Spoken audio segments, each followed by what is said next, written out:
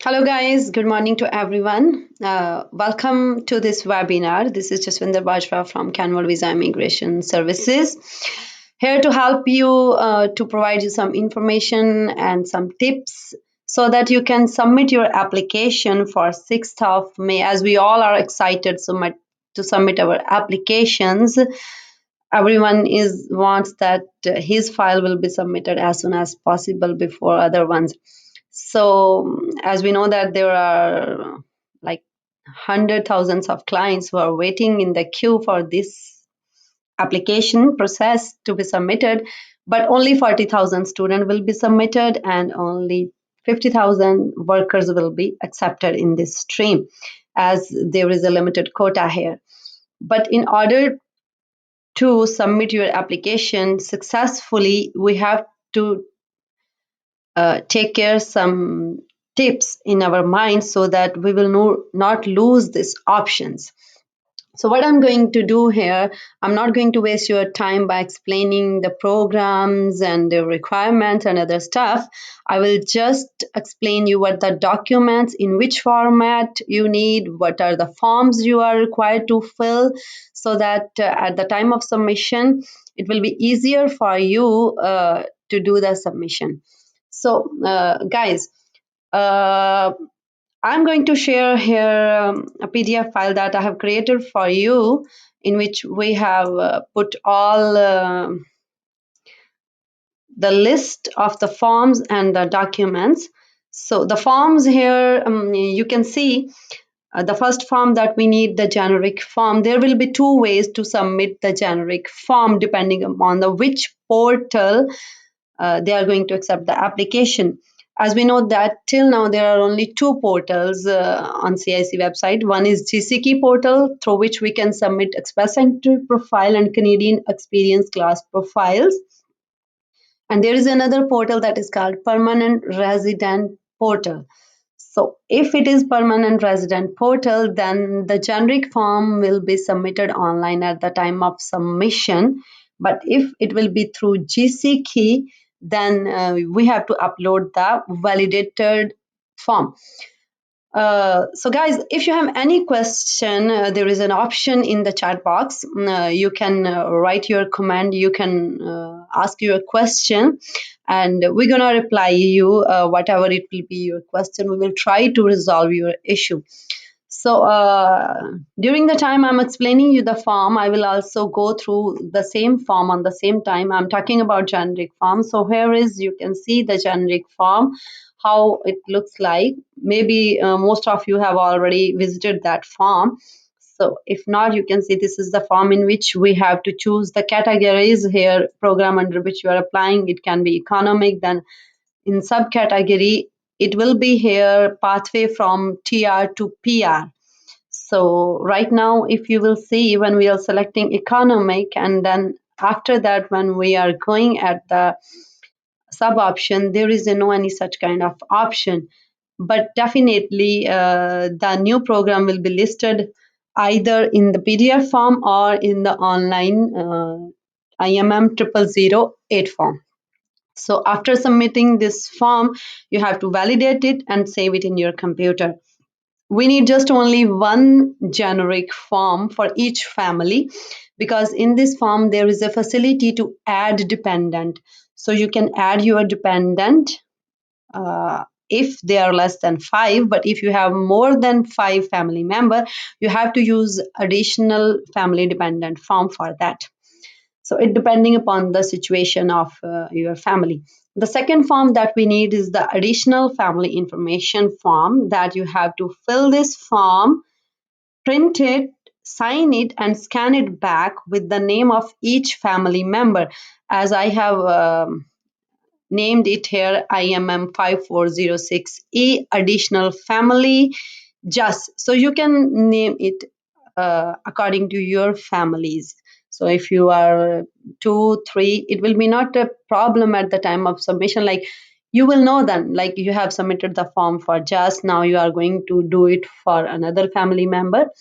So this is the form that we need each for each dependent whose age is more than 18 years. And the same here, the background declaration form that we have to fill for each family member who is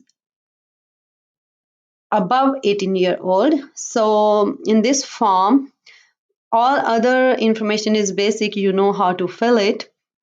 And the only thing I will explain you here to fill the personal history, because most of the time the candidate are making mistake in personal history. Sometimes they leave the gap and CSE does not accept it. As it clearly mentioned it here, please ensure that you do not leave any gap in this time.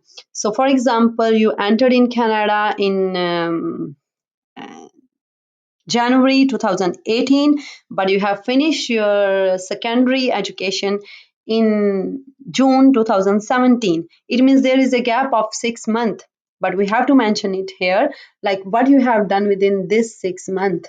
You can mention either you was helping family, either you was learning English language. So whatever the reason, there must be not any gap.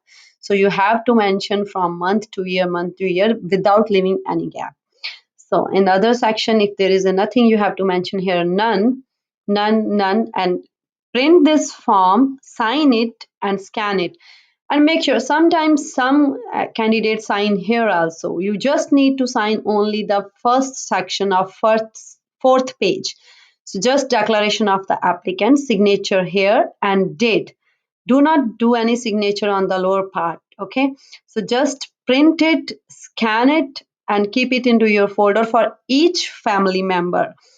The another form that is very important is supplementary travel information, in which we have to mention all your travel history apart from your country of birth and your country of residence.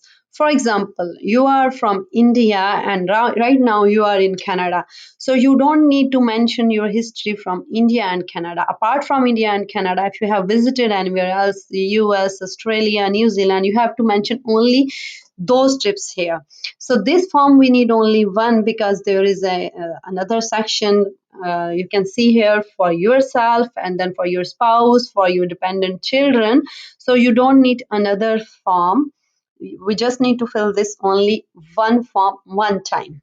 So these are the basic forms that we need to fill and keep in our folder ready. So there is one thing I will mention here for the candidate who are attending this webinar from Quebec. If they are residing in Quebec, but they are applying this application, as we know that this quota is only for outside Quebec, they have to write an explanation in which they have to mention their intention to live outside Quebec. They can give their settlement plan. They can mention that they have their friends, they have their cousins, their family, relatives, and maybe a good job opportunity. So it is not mandatory that they must live right away outside Quebec. They have to give the intention, even though right now, if they are employed inside Quebec, it's okay. The condition is only you have to be employed either part time, either full time on any job if you are a student. But if you are a worker, it's the same thing. You must have a 1 year experience in last 3 years, but it's not mandatory that you must be on the same employment right now. For example, if you are a cook in 2020 and you are using that experience, and right now you are submitting your application and now you are working as a general laborer, it is okay still. So you can do that, no problem for that. And apart from these forms, we need some documents that we must have to scan also. For example, passport for each family member, it must be scanned clearly, and you have to save different files for each family member with their names. Same thing, the photos with their names scanned properly and saved. If you are applying as a student, you need to submit only your Canadian education documents plus your language proficiency. You don't need any other extra documents. You don't need your spousal education. You don't need your spousal experience, because then it's going to take you a more time to upload that document. Just submit only those documents that are going to fulfill the requirement of this program only. If you are submitting your application under health worker or essential worker, you don't need to submit your educational document. It's not mandatory. You need to submit only your job letter, your reference letter, and your language proficiency. Apart from these documents, we know that medical, police clearance, they are also required. But as there is no any guideline, so we don't know we have to submit it now or not. So if they will ask you to submit at the time of submission, then if you don't have that document, you can write down an explanation right now and you can save into your folder and add or upload that explanation that why this document is not available to you and how long it will take to submit. You can say 30 days, you can say 60 days, whatever the deadline, but make sure that before the processing of your application you will update that document via web form. So if, as I explain you the letter of explanation, it will help you definitely. And there are few tips. Even you can see on the screen, the file size must be not greater than 4 MB. It must be less than 4 MB. If the file size is more than 4 MB, it will give you an error message. It will waste your time. So make sure that each file that you have saved in your folder is less than 4 MB. All the documents are properly scanned and saved with the proper name so that it will be easier for you to find the document and upload. And make sure that generic form is validated and saved properly. So we are going back to the portal now so that I can explain you uh, what exactly the portal will looks like, because as you know that there is no any guidelines, but there is only a guess that this portal will be used so that you can have an idea. So I'm going to share my screen with you here. I hope you can see it. When you will go on the Google, you just need to say permanent resident portal. So when you will be here, you can see sign in window. So it's very easy to create an account with your email address. So if you don't have an account, create it right away. Create an account with your email address, validate it via your email, because you will receive a link in your email to verify the account. In GCK, that is not the same thing. We don't need to verify any account, but here we need to verify the account via email. So do that. For example, we have already created an account here, so we are going to use that to explain you the process. With me so that I hope you can see the screen clearly.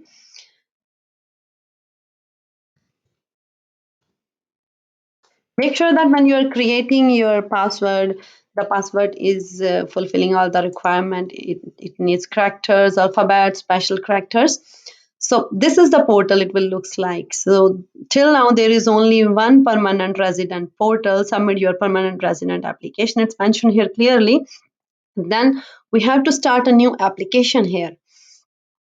For example, start the application right now. When you will see here, it's only mentioning few of the application, but if they are going to launch that application here, there will be one more link here, pathway from TR to PR.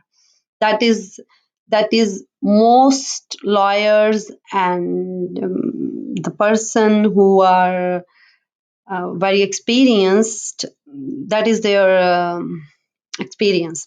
So for example, today we are taking any one program so that at least we can see the process how it goes. So we are putting here the application name. You can select here TR to PR, continue. So here, as I told you earlier, that it will shows you a checklist also here for the program. So you can download the checklist. You have to upload the documents according to the checklist. but the forms that I have told you that are mandatory, we have to fill that forms. So I told you earlier that there can be two ways to submit the generic form. One is via PDF and one is that we have to fill it online. So how it will work, you can see here there is an edit button, okay, and there is an option IMM 0008. So you have to click on edit and then you have to fill all the form. Right now I'm leaving it. I will show you at the end how to fill this form. uh, Before that, we will go through the documents that we need to upload. In the list, when you will generate it, there will be so many forms, but we don't need to upload each and every one. We have to upload the documents that are mandatory for each application. For example, IMM 5406, additional family information. This form is mandatory for all family members.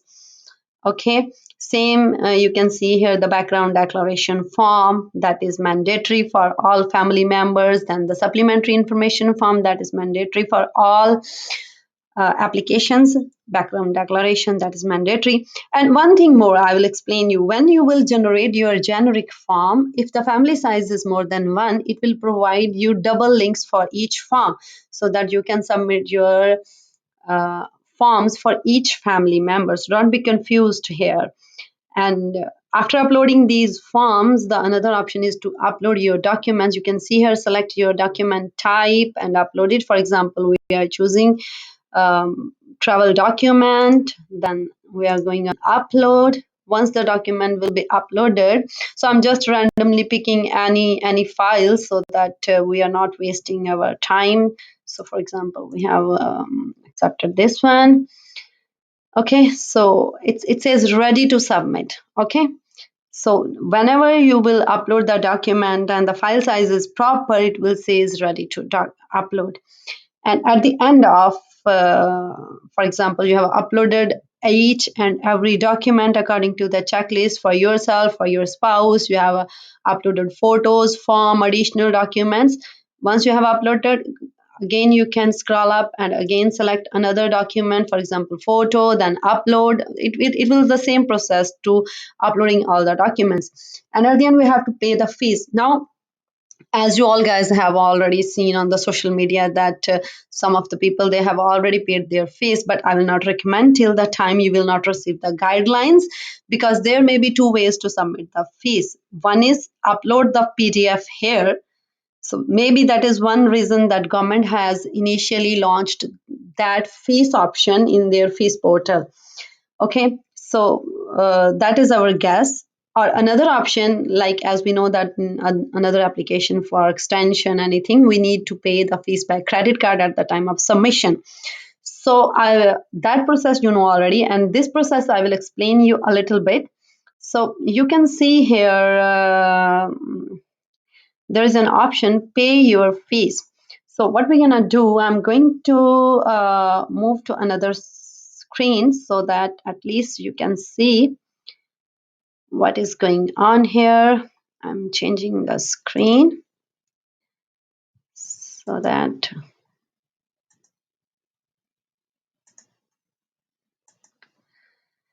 so here you have to select pay online fees and you will see CIC. Okay, so there will be the first,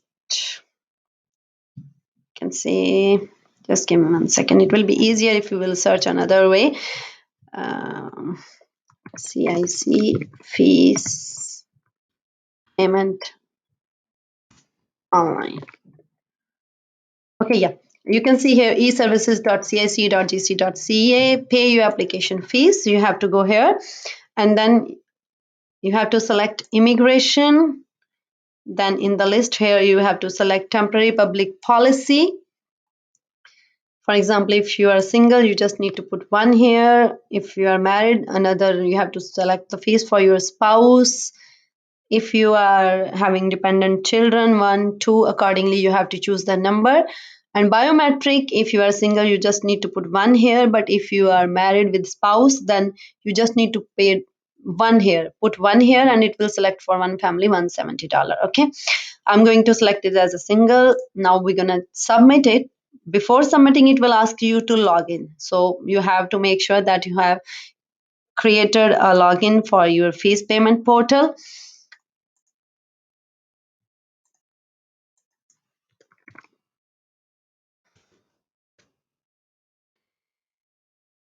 So 1 second. So you can see here, as it's showing $1,050, and we have to read and understood, proceed to secure checkout. I'm going to cancel this payment. As you know that we don't need to pay, cancel the transaction, but still it will shows you the page view and print. Even after, when you will submit your fees, it will give you the same option, view and print the PDF. When you will view and print, it will gives you an option to download the documents, and then you have to go back again to your main page so that you can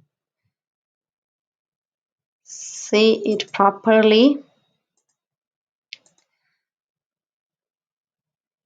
So upload here, because as long as you will not upload this document, it will not allow you to submit your application. So we have to upload this document. Now it says ready to submit, and even there is a message pop up, your proof of payment was successfully uploaded. So whatever the document you are going to upload, it will says you that document has been uploaded properly. And now I will show you, after this step we have to do the declaration and consent. So that you need to just click on start, give your consent if you want to say yes or no, and then just sign here. It says electronical sign, and complete and return to the application.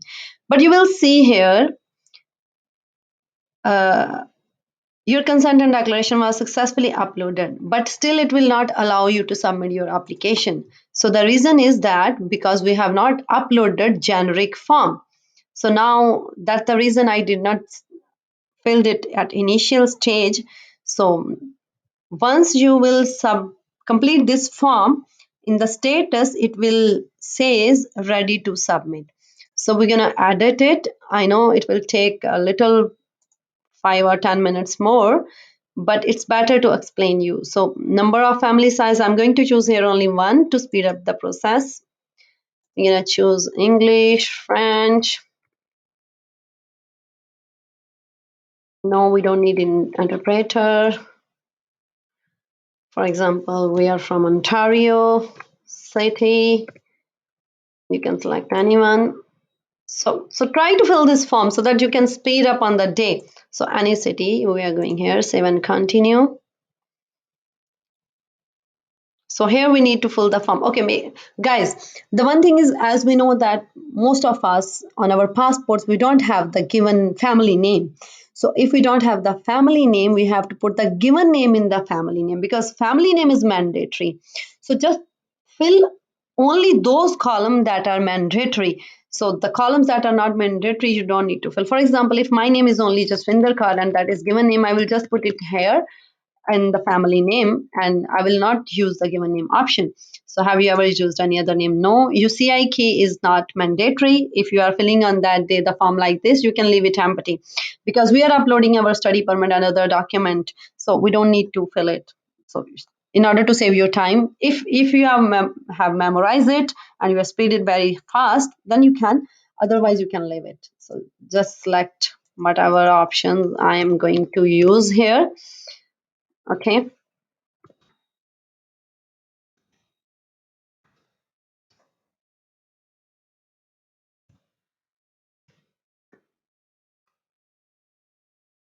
So you have seen, guys, there is an error in the date of birth, because sometimes we are used to put the hyphen, but we have to use here backslash. So practice it so that on the day of submission, you are not wasting your time in correcting the form. So citizenship is from India, another citizenship country is also from India, current country, Canada. Status, for example, if you have worker, student, you can choose that. If you are in implied status, for example, you have applied for your post graduation post graduation work permit, then you can just say implied status. So you have to enter your last entry. Let's say we are going to put is Toronto. Previous country of residence, no. If you have, then you have to mention yes. Marital status, I'm going to put it single here to speed up the process. Have you previously been married? No. If yes, you have to mention yes, definitely. So fill the form accordingly, according to your requirement. We need to fill this form because these are the things mandatory. So if the thing or the columns are mandatory, only in that scenario you can fill it, okay? Otherwise you can leave it empty. So you can use here, I'm sorry, so I think it's,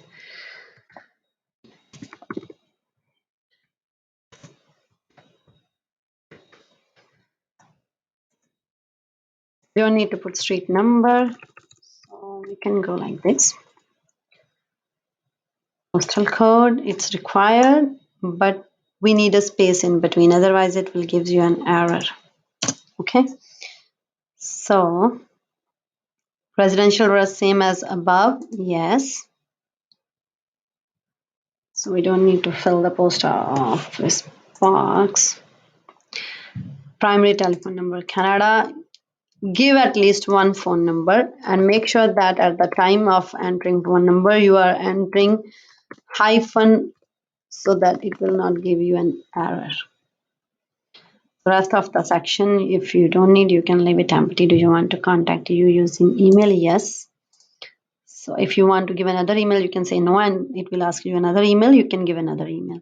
So you have to give your passport detail. So I'm just taking any random number.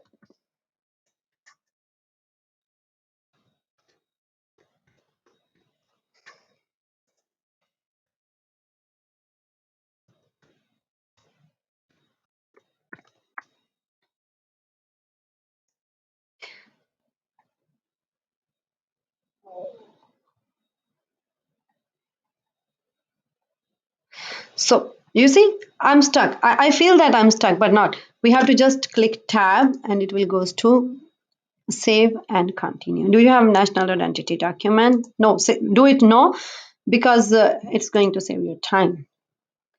So educational, for example, you have done secondary or non-secondary, whatever the diploma or certificate you have done, just go for diploma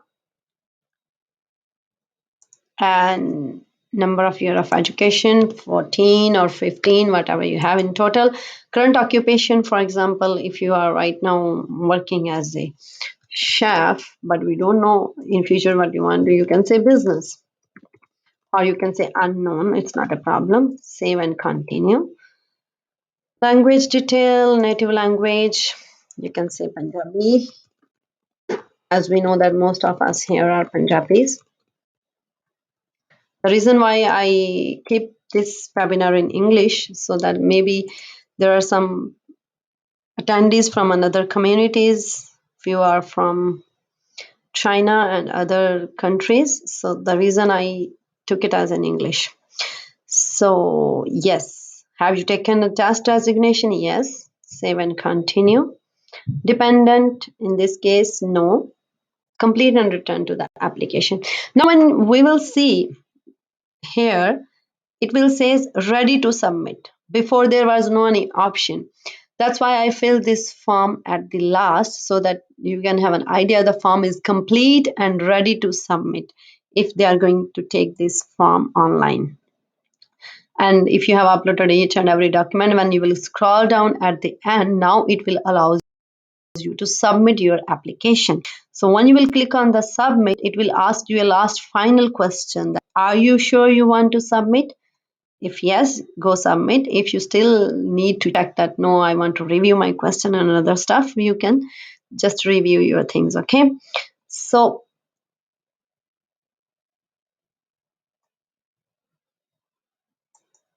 as we have explained, I hope you guys have already enough knowledge to submit your application in a proper way.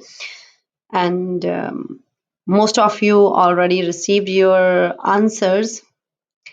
If you still have any question and you feel that you are not answered during this webinar, you can send me an email, you can call us at our reception, or you can text us. We will happy to assist you. We will happy to have you, because our target is all the attendees who are here will be able to submit their application without any trouble and without any problem.